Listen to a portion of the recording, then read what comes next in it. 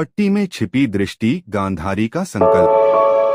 गांधारी, गांधार की राजकुमारी, अपने महल की ऊंची बालकनी पर शांत खड़ी थी।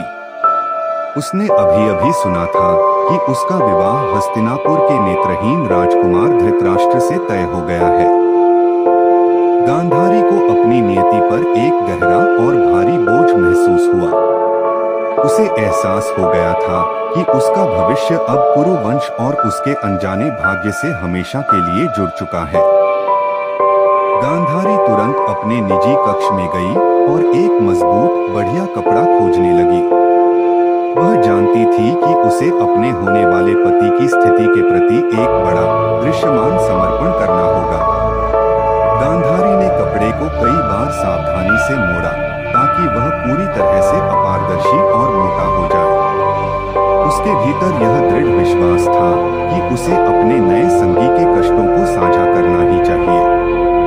गांधारी ने उस पट्टी को कसकर अपनी आंखों पर बांध लिया और संसार के उज्ज्वल प्रकाश को बाहर कर दिया। अचानक छाए उस पूर्ण अंधेरे ने तुरंत उसकी अन्य सभी इंद्रियों को बढ़ा दिया। यह एक अजीब विनिमय था। गांधारी ने अपने कमरे की अपरिचित, दृष्टिहीन स्थानिक वास्तविकता को परखते हुए एक हिचकिचाता कदम उठाया। उसने तय किया कि अब उसके कदम उसकी त्यागी हुई दृष्टि से नहीं, बल्कि प्रेम और कर्तव्य की भावना से निर्देशित होंगे।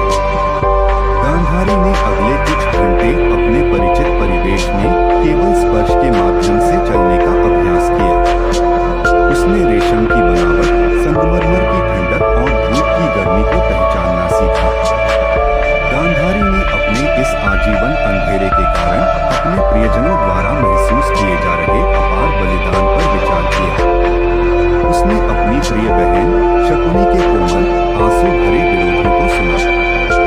गांधारी ने अपने चुने हुए मार्ग की ताकत की पुष्टि करते हुए धीरे से अपने परिवार को आश्वस्त किया। वह समझती थी कि उसके इस अतिवादी संकेत को या तो पागलपन या फिर अत्यधिक भक्ति माना जाएगा। गांधारी ने इस आत्मलगाई गई सीमा में एक तरह की शक्ति महसूस की।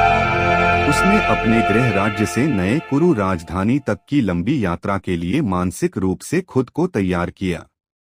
गांधारी महल की लंबी, घुमावदार सीढ़ियों से उतरी। उसका हाथ हल्के से पत्थर की रेलिंग को छू रहा था। उसने प्रस्थान करने वाले रथ के घोड़ों की विशिष्ट ध्वनि और भभारी पहियों की आवाज सुनी।